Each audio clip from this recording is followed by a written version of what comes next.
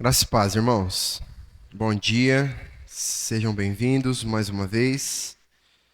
Vamos dar início a mais uma escola bíblica dominical, né? Dando sequência aí aos nossos estudos no livro de Neemias. O nosso tema de hoje será Reformando os Muros Caídos. Abra aí sua Bíblia no capítulo 2 de Neemias. Nós vamos ler dos versículos 11 até o 20. Neemias 2, de 11 a 20.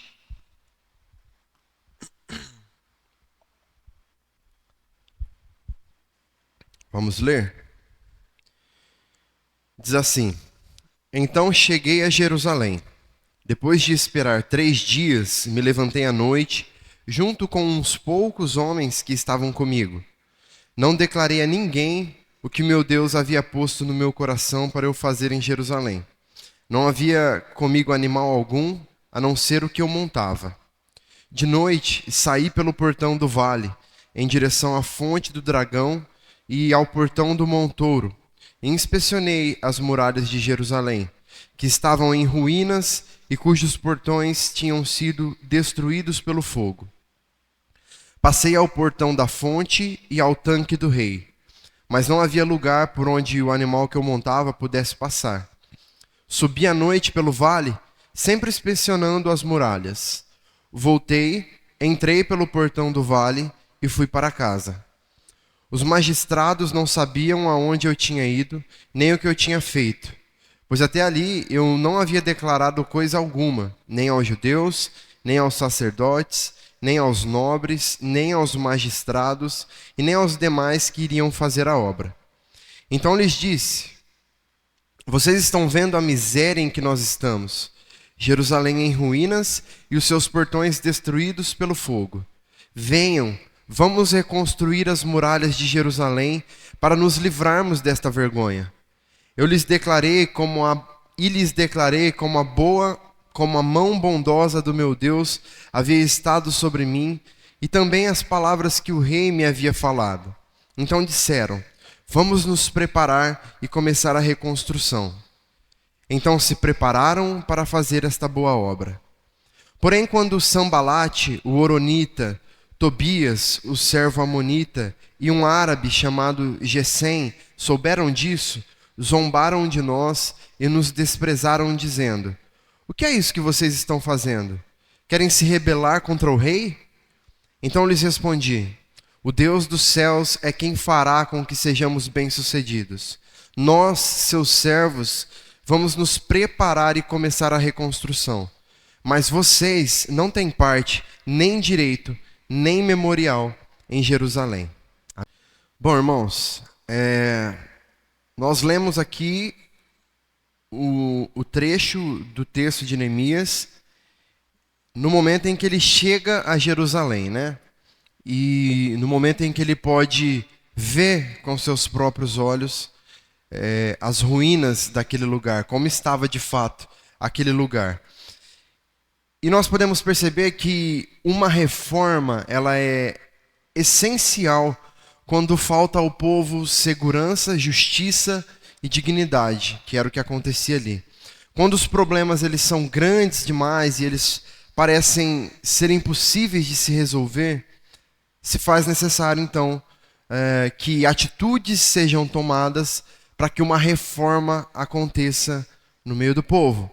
E olhando para a igreja, que é uma representação de Israel, uma reforma ela torna-se necessária quando os crentes estão desanimados, quando os crentes estão enfraquecidos, desunidos, quando os inimigos parecem prevalecer contra a obra da igreja, trazendo intimidação e, de certa forma, até paralisando a obra, né?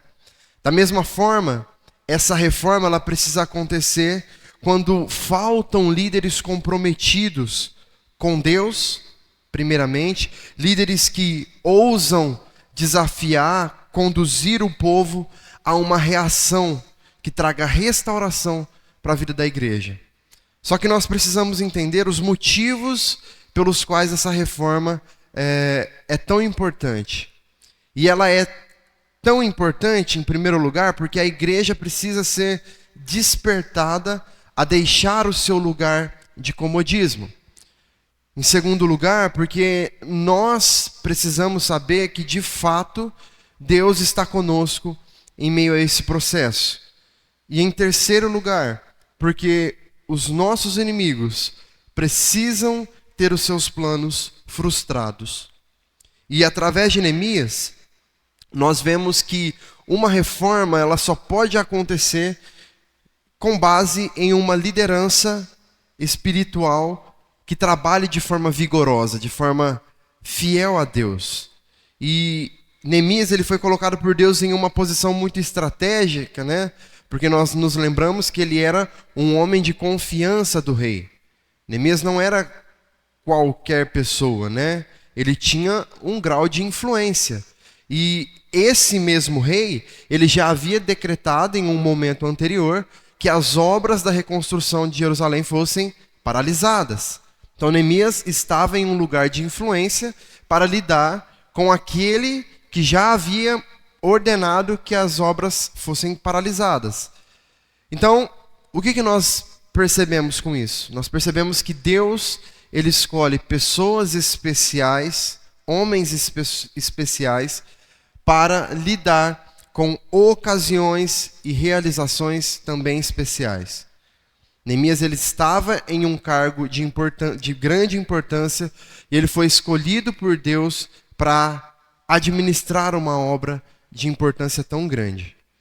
E mesmo diante de toda a situação contrária, Deus colocou Neemias em uma posição privilegiada, justamente para que ele pudesse exercer a sua influência diante do rei e para que ele conseguisse a liberação necessária para trabalhar em Jerusalém, né? Você pode ter certeza, irmãos, que uma outra pessoa não conseguiria, né? Visto o nível de confiança que Neemias tinha com o rei. Ele tinha moral com o rei. Então, ele era ouvido pelo rei. Não era comum a um rei ser ouvido por um servo, ou acatar um pedido de um servo, a não ser que este servo fosse alguém de extrema confiança do rei. Neemias era essa pessoa. Além disso, ele também era inspirado por um grande entusiasmo.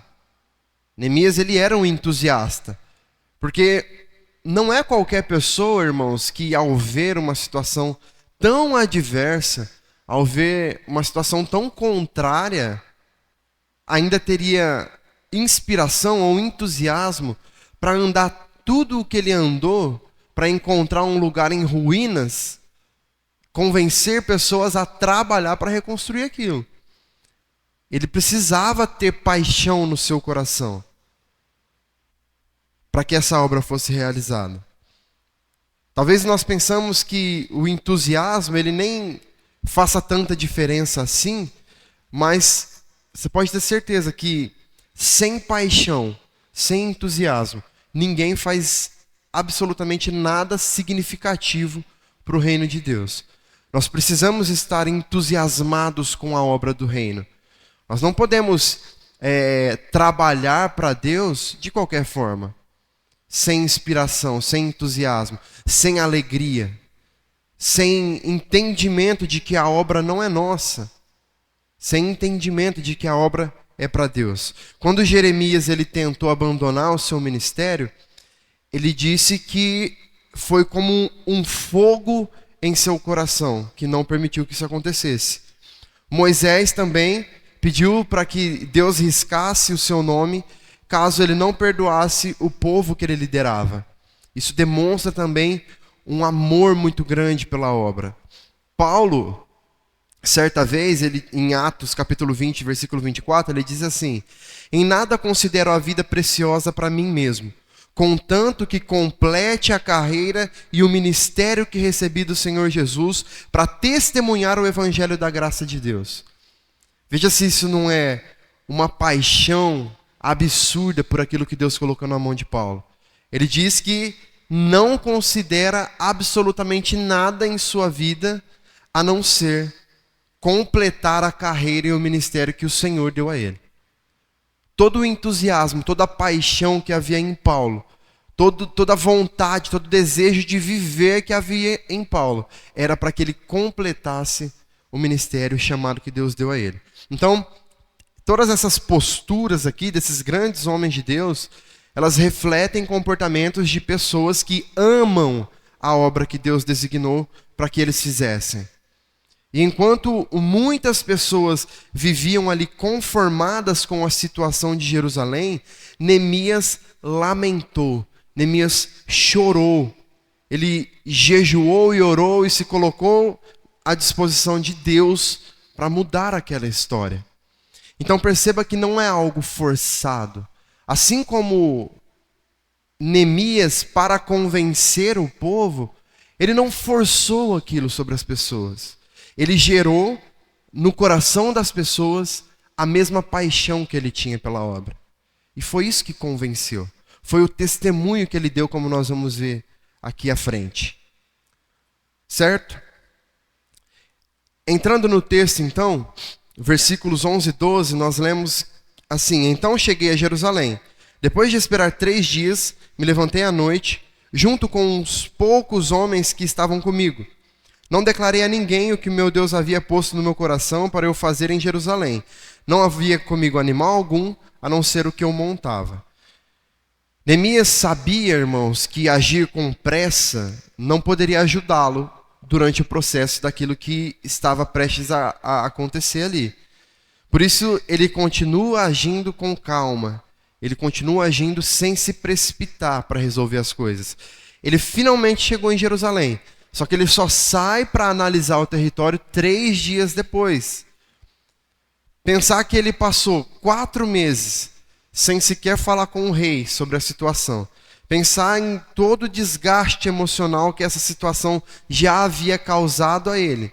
E pensar que quando ele finalmente chega em Jerusalém, ele ainda vai esperar mais 3 dias para poder sair e olhar a cidade. Já dá até crise de ansiedade na gente, né? De pensar, poxa, como que esse homem era paciente, gente? Diante de tudo isso que ele estava vendo ali acontecer, diante da urgência ali em ajudar o povo, ele ainda agia com paciência, com calma. Um bom líder, irmãos, ele segue o exemplo do carpinteiro. Ele mede 2 vezes para cortar apenas uma. O carpinteiro, quando ele corta, cortou, está cortado, não tem como voltar atrás mais no corte. Por isso que ele mede 2 vezes, para se certificar de que o corte vai sair da maneira correta. Um bom líder faz isso. Ele faz um mapeamento do lugar. Ele analisa criteriosamente a situação antes de agir. E era justamente essa medição, então, que Neemias estava fazendo. Porque até então, ele só tinha ouvido falar sobre a situação de Jerusalém. Ele ainda não tinha visto com seus próprios olhos. E nós não podemos confundir paixão e entusiasmo, como nós falamos, com irresponsabilidade, com precipitação. Paixão não é se precipitar para fazer algo. Entusiasmo não é agir com irresponsabilidade. Neemias, ele esperou a hora certa para falar com o rei, e agora ele espera também a hora certa para falar com o povo.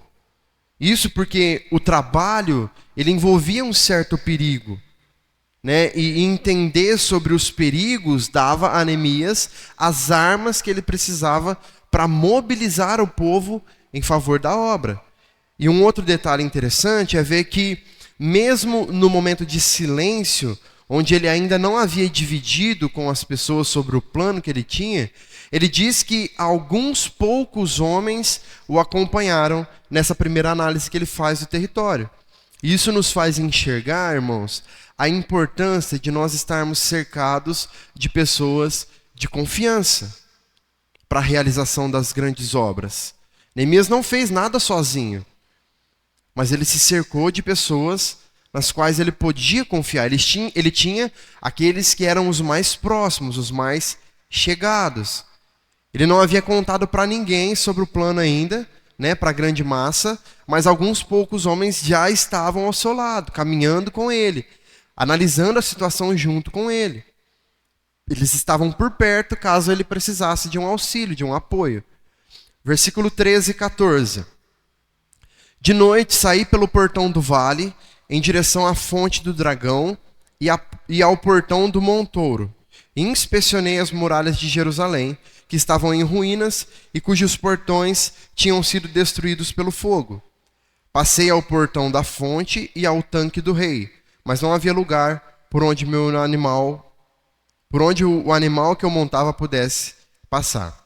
Aqui no contexto histórico e geográfico de Jerusalém, esses lugares citados aqui têm alguns significados. Por exemplo, vai falar sobre o portão do vale aí primeiro, né? O portão do vale é um dos portões de acesso para as muralhas de Jerusalém. Era uma das principais entradas para quem vinha do leste e estava localizado em uma área que se estendia entre o monte do templo e o monte das oliveiras. Depois ele vai citar também a fonte do dragão. Em algumas versões vai dizer a fonte da serpente, né? E é uma referência a uma fonte que estava localizada perto do portão do vale, que é o portão que nós vimos antes, certo? E a localização exata ali, a Bíblia não traz com muita clareza, né? Mas é possível que fosse um local conhecido por ter uma nascente de água, certo? Vai falar também sobre o portão do montouro. Também é chamado em outras versões de portão do lixo.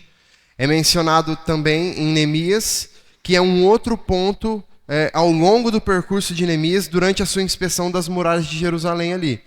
E como o nome sugere aí, esse portão provavelmente era usado para descartar o lixo da cidade. É como se fosse um lixão, o portão do lixão. Vamos pensar assim. Depois vai falar também do portão da fonte. Esse portão era uma outra entrada da muralha de Jerusalém. E ele ficava próximo a uma fonte ou uma nascente de água que fornecia água para a cidade toda, certo? E a localização exata também não é muito clara, né? Mas provavelmente estava associada a uma das fontes de água, né? Dentro ou perto de Jerusalém ali. E por último vai falar sobre o tanque do rei. O tanque do rei era uma cisterna ou um reservatório de água na cidade de Jerusalém. E existem várias teorias sobre a identidade específica do tanque, mas geralmente é considerado como uma das cisternas antigas localizadas nas proximidades do bairro judeu, na cidade velha de Jerusalém. O tanque era uma fonte importante de água para os habitantes da cidade e provavelmente desempenhava um papel crucial durante os períodos de escassez de água. Então, irmãos, são lugares que desempenhavam alguns papéis específicos ali, né? Que tinham alguns sentidos para eles estarem nas localizações estratégicas que eles estavam ali, certo? E Neemias ele estava inspecionando esses lugares justamente por saber que eram lugares importantes para a cidade. Ele sabia que ele teria que reconstruir aquilo tudo também, ok? Versículo 15 agora. Subi à noite pelo vale, sempre inspecionando as muralhas. Voltei, entrei pelo portão do vale e fui para casa. Os magistrados não sabiam aonde eu tinha ido e nem o que tinha feito, pois ali eu não havia declarado coisa alguma. Até ali, né? Nem aos judeus, nem aos sacerdotes, nem aos nobres, nem aos magistrados e nem aos demais que iriam fazer a obra. De novo aqui Neemias ele faz questão de deixar claro acerca do seu silêncio, acerca do silêncio que ele mantinha diante da maioria que estava ao seu redor. Ele entendia que exercer a disciplina do silêncio era algo crucial para aquele momento. Porque se ele já chega falando, ele já chega mostrando para as pessoas o que ele foi fazer ali, com toda certeza, alguma coisa poderia dar errado. Muitas opiniões iam surgir, muitas ideias iam surgir, e Neemias ele não estava afim de ouvir a ideia das pessoas, mas ele queria seguir a ideia de Deus, o projeto de Deus. Então ele sabia que ele precisava ainda estar em silêncio. A discrição, irmãos, é uma das grandes marcas de um líder bem-sucedido. O silêncio, muitas das vezes, ele é muito mais eficaz e muito mais poderoso do que todas as palavras que nós podemos usar. Todos os argumentos que nós temos. Às vezes o silêncio, ele tende a ganhar mais as pessoas do que as nossas palavras. Assim como Neemias, nós precisamos aprender a escolher a hora certa e para quem nós falaremos acerca dos nossos sonhos e projetos. Porque dessa maneira nós conseguiremos maior sucesso na mobilização do povo, das pessoas que nós precisamos para a realização dos projetos. Nós conseguiremos estar mais prevenidos também contra os ataques, contra as perseguições inimigas. Nós precisamos entender, irmãos, que nem todas as pessoas estão preparadas para a realização de determinadas coisas.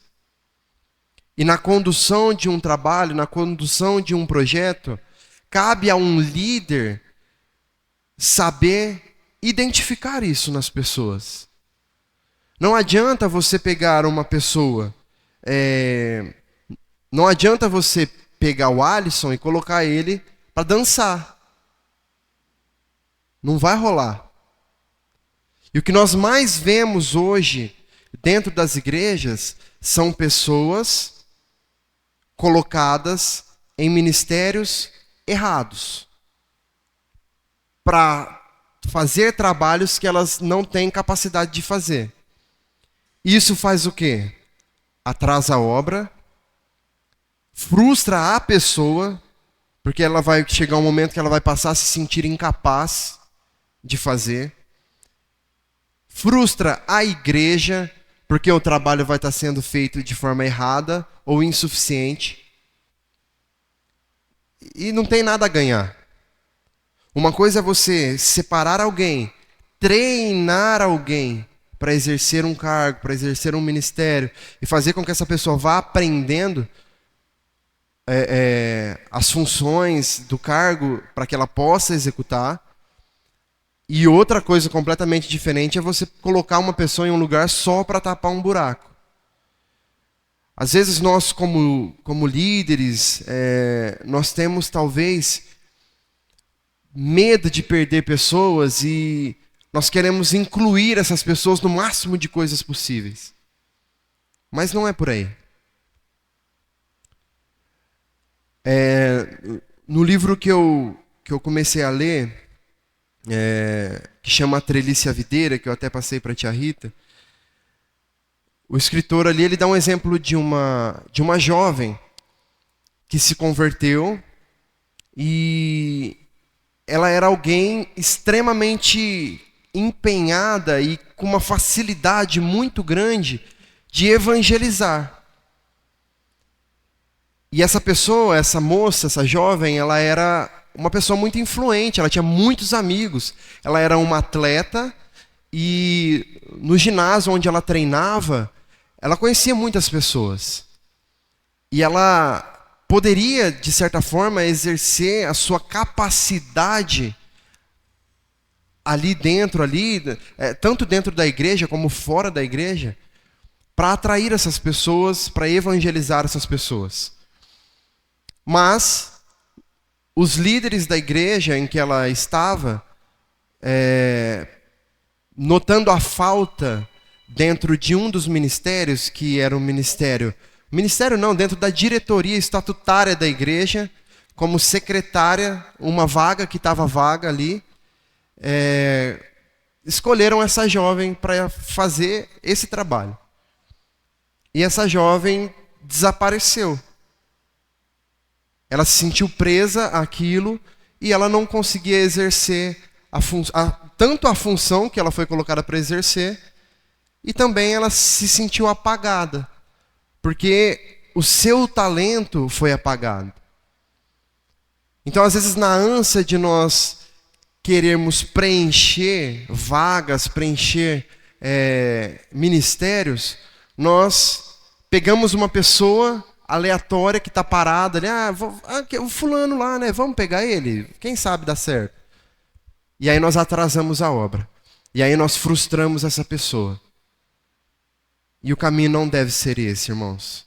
Nós precisamos saber reconhecer a capacidade de cada um. E isso vale para a igreja, isso vale no nosso trabalho, isso vale na nossa casa, da mesma forma. Versículo 17. Então eu lhes disse: vocês estão vendo a miséria em que nós estamos. Jerusalém em ruínas e os seus portões destruídos pelo fogo. Venham, vamos reconstruir as muralhas de Jerusalém para nos livrarmos dessa vergonha. Olha o que Neemias faz agora, irmãos. Ele já tem o diagnóstico, né? Ele já foi, ele já olhou, ele já analisou, ele andou, ele já mapeou aquele lugar e ele já conseguiu diagnosticar com mais clareza a natureza dos problemas que ele iria enfrentar, os problemas que atingiram Jerusalém. E não são apenas detalhes físicos ali que Neemias identificou. Ele entendia que o fato de Jerusalém estar em ruínas, com seus portões queimados, era a causa da miséria que o povo estava vivendo. Então, essa situação, ela foi também o que gerou injustiça social entre eles, porque os juízes eles já não julgavam mais a causa do povo, eles já não podiam mais fazer o seu trabalho, e isso tudo foi trazendo miséria para o povo, foi trazendo dificuldades para o povo.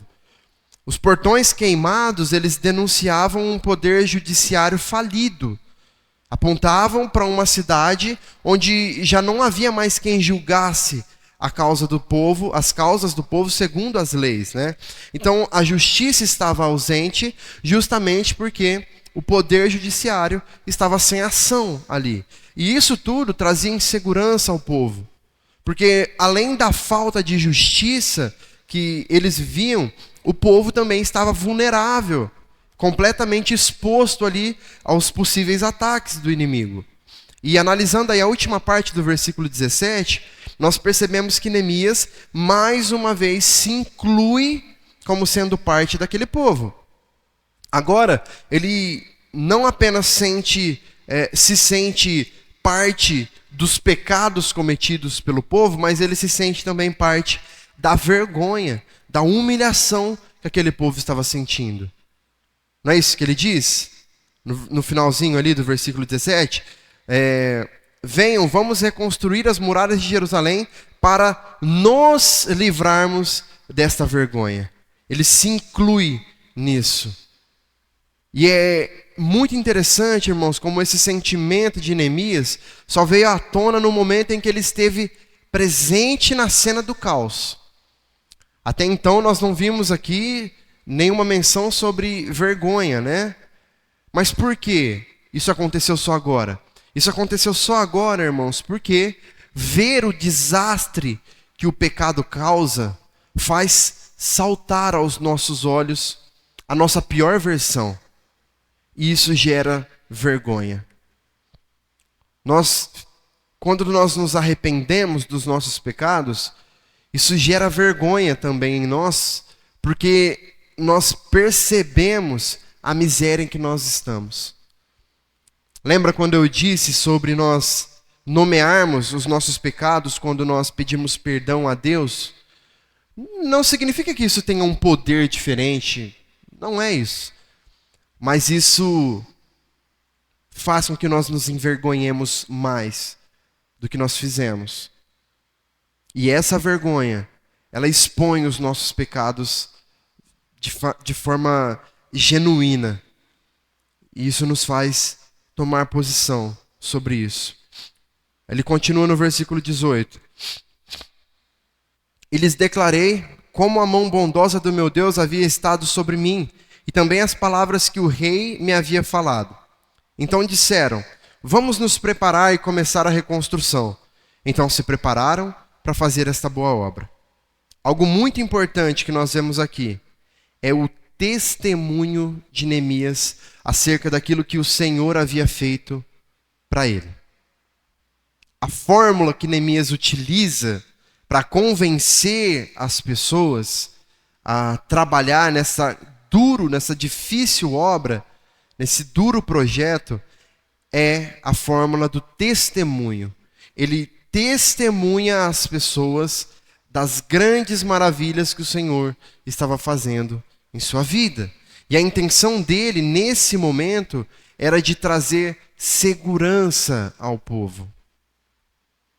O povo que estava ali vivia, eles não estavam soterrados ali na miséria por preguiça. Não era isso. Eles se sentiam desprotegidos, eles se sentiam vulneráveis, eles se sentiam injustiçados. E tudo isso tirava as forças que eles tinham para poder trabalhar, para poder lutar aquela luta tão difícil que eles teriam. E o fato de Neemias testemunhar a eles ali sobre o que o Senhor já havia feito, serve como uma injeção de ânimo para que eles se encorajassem. Não apenas isso. A intenção dele ali, além de trazer essa segurança de que o Senhor estava com eles, cuidando deles, como um grande líder que Neemias era, ele sabia que a falta de fé de muitos ali poderia ser um impeditivo para aquilo. Porque, irmãos, quando uma pessoa está sem fé, se você falar sobre Deus para ela, sobre as maravilhas que Deus fez na sua vida, falar para ela, talvez ela vai se revoltar. E ela não tem fé o suficiente para acreditar que ela também pode desfrutar daquilo. E Neemias sabia disso. E ele sabia que as pessoas precisavam enxergar algo mais, talvez, alguns deles. Por isso ele também fala sobre um respaldo humano que eles tinham, que era o respaldo do próprio rei, que era a figura máxima de autoridade reconhecida por eles, humanamente falando. Ou seja, a segurança que Neemias passa para eles é de que, tanto espiritual como fisicamente falando, eles estavam respaldados para ingressar naquela jornada. Eles estavam, eles tinham o apoio que eles precisavam, de todos os lados. E com o agir de Deus através das palavras de Neemias, o testemunho dele então traz convencimento às pessoas. É importante frisar isso, que quem convenceu não foi Neemias. Ele fez a parte dele. Ele foi um instrumento nas mãos de Deus. Ele falou sobre o que Deus fez na vida dele. Ele falou sobre como Deus abriu as portas para que o rei trabalhasse em seu favor. Mas quem trouxe o convencimento para as pessoas finalmente foi o próprio Deus. E Neemias sabia disso. E eles entenderam que, assim como Neemias, eles também precisavam se preparar então para encarar aquilo que estava por vir. Eles falam: venham, vamos nos preparar. Eles mesmos reconhecem. E é sobre isso que nós acabamos de falar aqui. Perceba que não basta só a pessoa ser conscientizada de que a obra precisa ser feita. Não basta a pessoa só se sentir segura para fazer a obra. Ela precisa se preparar.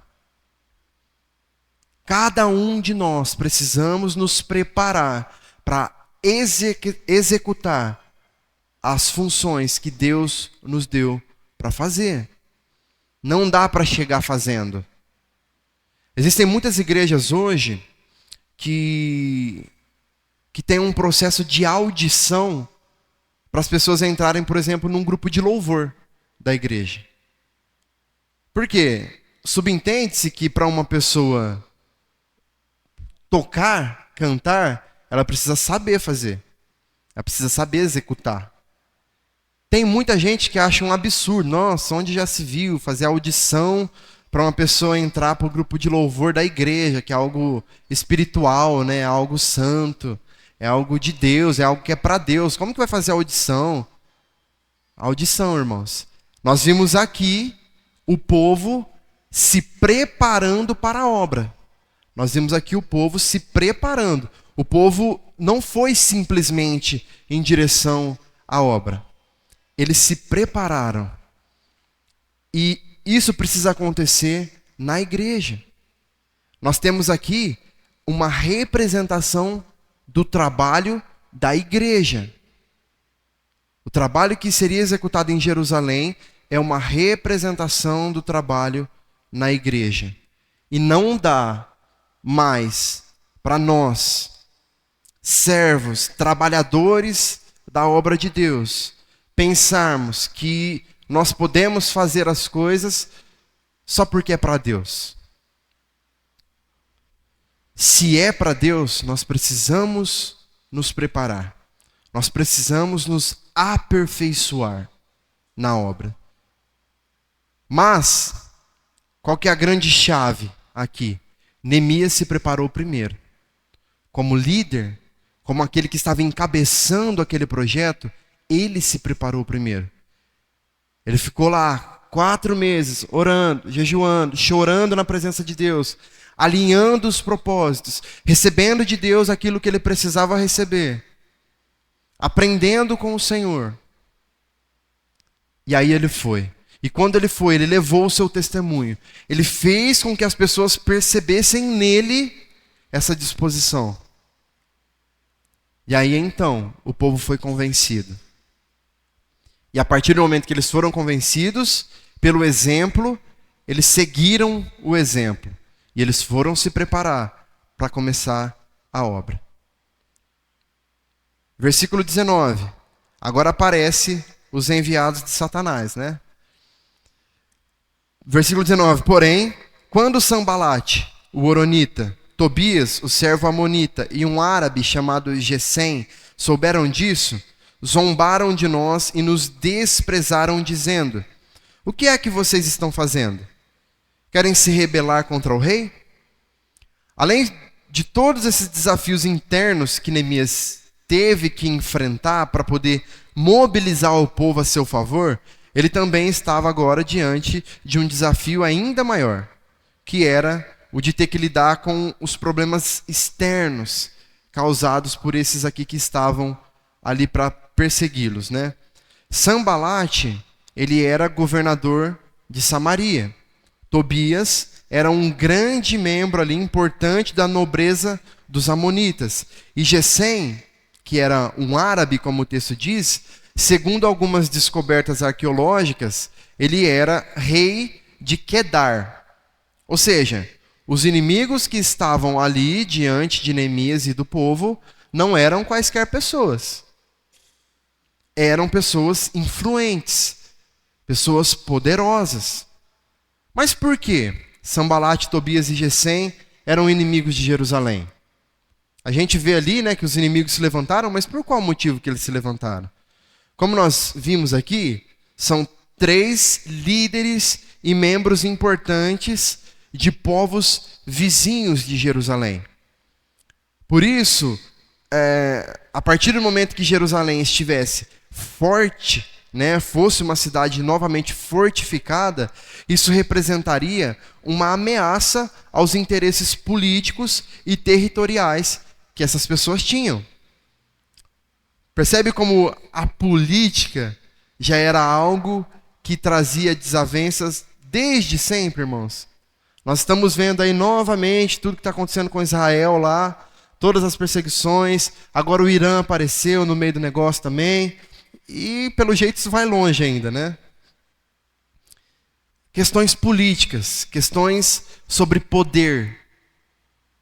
E além dessas questões aqui, territoriais, além dessas questões políticas, pensando exclusivamente em Sanbalate como governador de Samaria, ainda tinha toda aquela questão étnica, né, que separava os samaritanos dos judeus.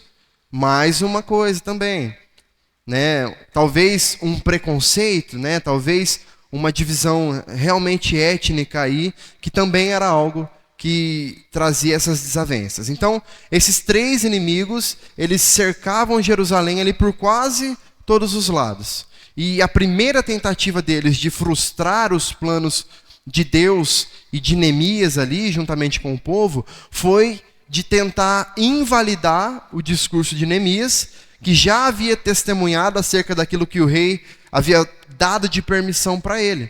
Ou seja, eles usam aquele primeiro decreto onde o rei havia proibido a reconstrução da cidade para tentar aqui trazer insegurança para o povo. né? Eles batem nessa tecla. Mas o rei, vocês vão trabalhar contra o rei, é isso mesmo? O rei ele já deu um decreto para que não era para reconstruir. E agora vocês vão trabalhar contra o rei? Aí Neemias aparece novamente, no versículo 20. Então lhes respondi: o Deus dos céus é quem fará com que sejamos bem-sucedidos. Nós, seus servos, vamos nos preparar e começar a reconstrução. Mas vocês não têm parte, nem direito, nem memorial em Jerusalém. Mais uma demonstração aqui, irmãos, de como Deus faz com que a sua soberania caminhe lado a lado ali com a responsabilidade humana. Neemias ele tinha convicção de que o Deus dos céus é quem faria com que eles fossem bem-sucedidos. Porém, ele também sabia que eles precisariam se preparar com vigor para darem início à reconstrução da cidade. E diante de toda essa fé que Neemias tinha nas promessas e na providência de Deus, para que a obra fosse iniciada, ele também não se intimida diante das ameaças dos inimigos aqui. Para ele, não importava se os inimigos eram homens de grande importância para os seus povos, se eles eram reis, se eles eram governadores, não importava nada disso. A certeza de Neemias era que na terra de Jerusalém, eles não tinham parte. E muito menos poder ou autoridade para contrariar aquilo que o próprio Deus já havia estabelecido. E ele não se intimidou, então, diante disso. Amém? Vamos para as nossas aplicações, então. A primeira delas. Nós precisamos identificar os danos que a destruição dos muros causaram. Neemias ele tinha ouvido falar, né, sobre a situação do seu povo, ele tinha ouvido falar sobre como estava ali, né, toda a questão dos muros que foram derrubados, os portões que foram queimados. Só que ele ainda não tinha visto aquilo com seus próprios olhos. Então, por mais que ele tivesse traçado um plano de ação, ele precisava ver para entender se realmente ele estava no caminho correto, né? E diante daquilo que ele ficou sabendo, já foi o suficiente para que ele entendesse os desafios que ele tinha. Só que quando ele chega em Jerusalém e vê o problema em sua frente, ele entende que ele não podia agir de imediato, né? Ele espera um tempo para ele poder agir. Por isso ele ainda analisa o território por mais algum tempo, ele passa por todas as principais entradas da cidade e analisa todos os problemas que ele poderia ter ali pela frente. E quando nós pensamos na vida de igreja, irmãos, essa é uma prática muito comum para um líder, ou deve ser, né, pelo menos, que é identificar as situações que estão levando ministérios inteiros à ruína. E principalmente identificar o que essas ruínas estão causando nas vidas das pessoas. São práticas que um líder precisa se acostumar a ter. E para isso, ter uma vida de busca e de entrega que prepare esse líder para lidar com essas ruínas é algo essencial. Um líder só estará preparado para lidar com todas essas questões a partir do momento em que ele se preparar espiritualmente e na prática também. Ele precisa estar capacitado para lidar com pessoas. Ele precisa se capacitar, tecnicamente falando também. Da mesma forma, na nossa vida comum, no dia a dia, por diversas vezes, os nossos relacionamentos, as nossas famílias, nossas vidas profissionais, acadêmicas, tudo isso é levado também às ruínas, por vários motivos. E por causa disso, existe uma necessidade imensa de nós estarmos continuamente vivendo uma vida de servidão a Deus, uma vida de devoção, de entrega, de intercessão. Por quê? Porque é dessa maneira que nós seremos constantemente fortalecidos e cheios da sabedoria que vem do alto, para que nós enfrentemos as batalhas que estiverem diante de nós. Nós vemos aqui o exemplo de Neemias, mas ele não se limita a uma vida de igreja. Nós podemos olhar para Neemias e colocar em prática aquilo que ele fez dentro das nossas casas. Na verdade, não é que nós só podemos, né? Nós devemos colocar em prática também as ações de Neemias, a maneira como ele traçou um projeto, traçou um plano, como ele identificou o problema daquele lugar e como ele mobilizou as pessoas à sua volta através do seu testemunho para o acompanharem. Segunda aplicação é que o nosso testemunho e exemplo serão as chaves de convencimento para a mobilização do povo no serviço do Senhor. Imagine Neemias chegando diante do povo como um estranho para quem estava lá, como alguém que estava vivendo a 1.500 quilômetros de distância dos problemas reais de Jerusalém, alguém que vivia sua vida tranquilamente em um palácio, desfrutando das mordomias daquele lugar, e alguém que não tinha sentido na pele nada daquilo que aquele povo estava sentindo. E diante desse cenário, imagine se Neemias simplesmente chegasse ali, batendo o pé, que nós temos que fazer, que nós vamos fazer acontecer, porque nós temos que fazer, porque é ridícula essa situação que está acontecendo assim. Como que vocês não fizeram nada para arrumar, para organizar esse lugar, para reconstruir esse lugar? O povo ia olhar para Neemias como? Ou um outro extremo. Imagine se Neemias chegasse ali também como um coach motivacional, né? Tentando animar todo mundo, tentando ali com o poder do entusiasmo que ele tinha, com o poder do pensamento positivo, convencer aquelas pessoas ali de que eles precisavam trabalhar e que a sua ideia era a melhor possível. Será que ia funcionar? Tanto um extremo quanto o outro? Não ia funcionar, irmãos. Um povo que vivia em completa miséria, um povo que vivia sem a menor perspectiva de justiça. Um povo que vivia sem a menor esperança por dias melhores. Um povo que vivia com medo dos ataques inimigos. Que motivação esse povo teria ao se deparar com as promessas vazias de um estranho? Dificilmente esse povo se sentiria motivado a fazer algo ali. Parecia tudo muito contrário. E a estratégia de Neemias era de fazer com que aquelas pessoas, antes de mais nada, confiassem na provisão de Deus. E não em impossíveis promessas que ele próprio, Neemias, estava fazendo. Ele dá testemunho ao povo das grandes promessas que o Senhor havia feito a ele. E era nisso que ele se baseava. Neemias usa também ali da segurança prática, né, que ele tinha, por conta das garantias que o rei deu a ele também, como a documentação, como os recursos necessários para que a obra fosse reiniciada. Um filósofo chinês chamado Confúcio, ele tem uma frase que diz assim: a palavra convence, mas o exemplo arrasta. Então, muitas vezes, irmãos, como líderes, nós sabemos o que precisa ser feito. Nós entendemos o que deve ser feito. Só que nem sempre nós temos o preparo ou a disposição suficiente para fazer acontecer.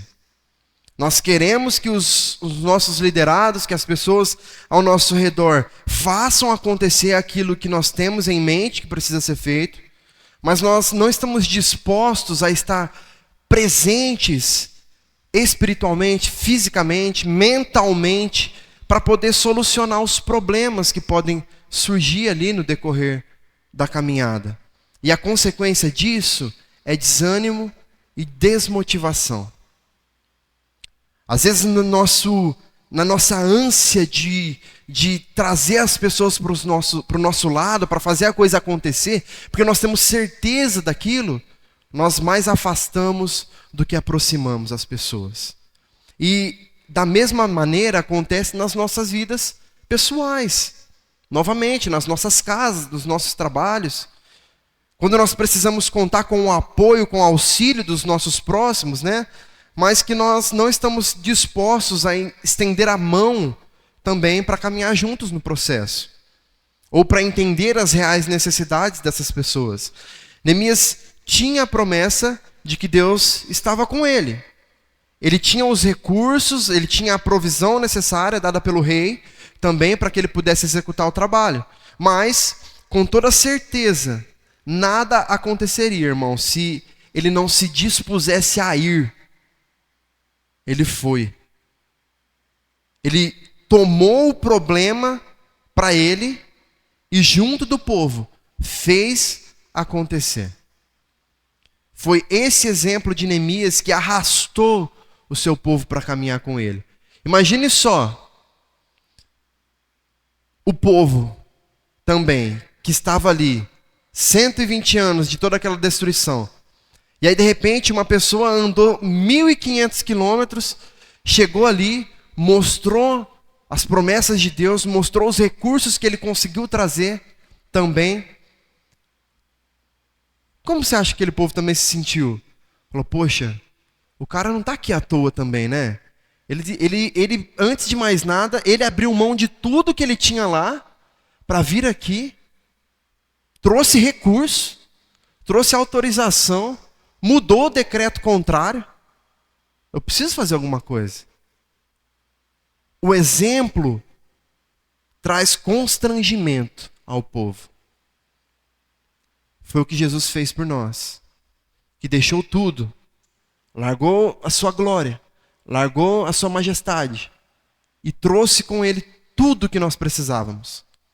E esse exemplo nos convence, nos constrange a trabalhar na obra. E por último, Satanás não tem parte nas terras do Senhor. E o povo de Deus sempre estará sob a proteção e a providência de Deus. A igreja é projeto de Deus, por isso é terra do Senhor. A família é projeto de Deus, por isso é terra do Senhor. Então, quando nós nos dedicamos a buscar a Deus, a orar, a jejuar, a chorarmos na presença do Senhor, nos quebrantarmos em sua presença e abrimos mão da nossa zona de conforto pelo bem da obra dele, tudo se torna terra do Senhor. E onde é terra do Senhor, os nossos inimigos não têm parte. Eles não possuem liberdade de ação. Eles sempre estarão limitados ao poder de Deus. Essa é a nossa esperança, irmãos. No trabalhar, na vida de servos. É de saber que enquanto nós tivermos disposição e um coração sincero em trabalhar para a obra de Deus, Ele sempre estará conosco, guiando, protegendo e dando os recursos necessários. Quando nós trabalhamos, irmãos, para a obra do Senhor, nós estamos servindo a Deus, antes de mais nada. Nós estamos fazendo aquilo que Ele nos chamou para fazer, aquilo que Ele nos deu vida para fazer. E nós estamos servindo aos nossos próximos também, aos nossos irmãos também. Ontem, por exemplo, quando os irmãos estiveram aqui, limpando o templo, serviram a Deus antes de mais nada. E serviram ao povo, serviram à igreja. Todo mundo aqui usa os banheiros. Quem lava os banheiros está servindo a todos. Todo mundo aqui bebe água. Quem coloca os copinhos lá para a pessoa pegar a sua água está servindo a todos. Todo mundo senta nas cadeiras. Quem organiza as cadeiras está servindo a todos. E você pode ter certeza que o galardão de quem está fazendo está crescendo. E é nisso que nós nos baseamos. E glória a Deus pela vida de quem está fazendo. Porque a recompensa virá, irmãos. E a recompensa será muito maior do que reconhecimento humano. A recompensa será muito maior do que crescimento de igreja. De nada vale ter uma igreja cheia de pessoas, mas vazia de servos. Não adianta nada. E quando nós fazemos para o Senhor. Não deixe o diabo, irmãos, te enganar de que você está sendo bobo. Eu não vou não, ninguém vai, eu vou ficar fazendo as coisas para os outros. Eu não sou trouxa, eu não tenho sangue de barata. Isso é um pensamento do Satanás, irmãos. Isso é um pensamento do diabo. Isso não é um pensamento de igreja, de servo. Tudo que você faz em nome do Senhor, tudo que você faz pensando na obra, é para o Senhor. Pense nesse povo reconstruindo essa cidade. Você acha que era só para eles, irmãos? Muitos desses aqui estavam perto de morrer já. Nós vamos ver isso mais à frente. Eles estavam já no final da vida. E estavam trabalhando para eles? Não estavam trabalhando para eles. Eles estavam reconstruindo aquele lugar que era a terra do Senhor, para que outros desfrutassem daquilo. Imagine só se Moisés se revoltasse por tudo que ele viveu, por tudo que ele passou, por tudo que ele sofreu, e não entrou ainda na terra prometida. Imagine só, se ele fosse... Ele trabalhou para ele? Ele não trabalhou para ele, irmãos. Ele não trabalhou para ele. Ele trabalhou para que outros desfrutassem. Quem fez isso? Jesus fez isso. Ele trabalhou em nosso favor, para que nós desfrutássemos da salvação. Se Jesus não tivesse trabalhado por nós, o nosso trabalho seria em vão. Nós não alcançaríamos a salvação nunca. E se Jesus fez o que fez por nós, irmãos, quem somos nós para fazer o contrário? Quem somos nós para achar que nós somos maiores do que os nossos próximos, do que o nosso irmão que está do nosso lado? E nos revoltarmos e não fazermos por eles. Ah, mas ninguém reconhece. Não importa, irmãos. Não importa. Quem precisa reconhecer, está reconhecendo. Faça de coração aberto.